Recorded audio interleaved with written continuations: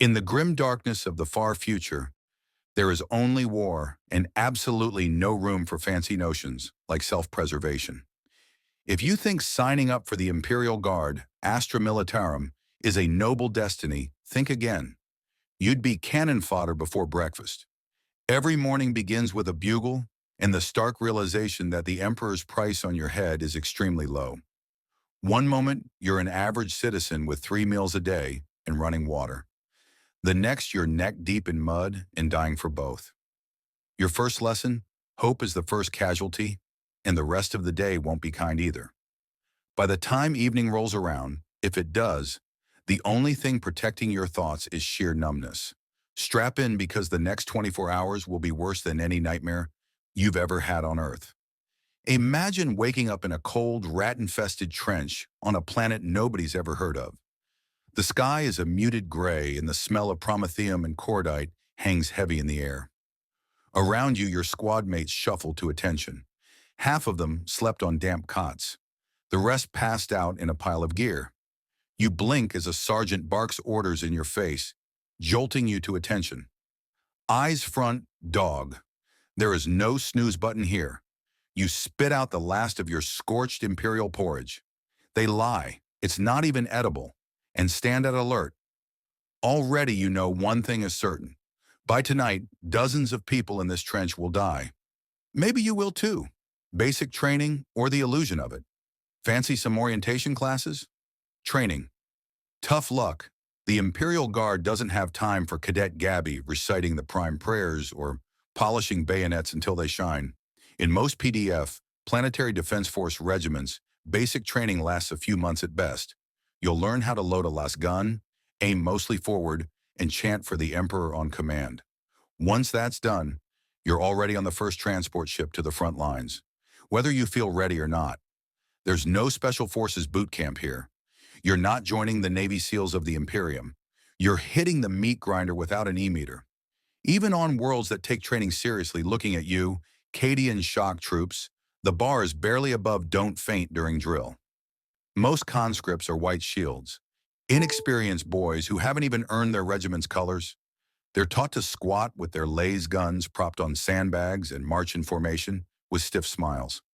If you survive long enough to get real combat training, consider yourself lucky.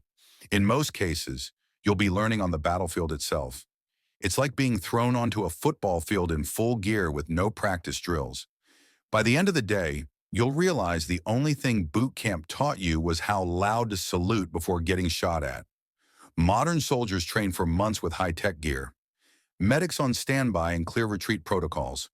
In the Astra Militarum, if you haven't been shot on day one, your training must have been decent. That's not luck. That's incompetence on the wrong side of things. Gear, laser-powered fragility, your uniform, an itchy stained tunic and a tabard that says, God Emperor protects. Your armor, flak vest, and helmet, the bare minimum to keep shrapnel off your favorite bits. Yes, that's it. Flak armor is essentially the 41st millennium's equivalent of Kevlar. It'll stop a stray bullet or piece of shrapnel with a painful thump, but don't count on it against anything heavier. A Lasgun bolt to the chest, bruising at worst. A las bolt from the Xeno's heavy rifle. It will shred you. If a tyranid warrior punches you, your flak will crack like a coconut. Think of it as an umbrella in a hailstorm. It helps, but you'll still end up with war paint. Your rifle is a lasgun, cheap, ubiquitous, and revered as sacred technology, but it's basically a point-and-click weapon. It fires a laser beam capable of taking off an arm at close range, but only if you aim well. At medium distance, it's mostly a bruise generator. On the bright side, the heat seed wounds cauterize, so you won't bleed out if you do get nicked. Yay! On the downside, the LAS gun's capacitor packs die after just a handful of shots, and reloads are not guaranteed on the front line.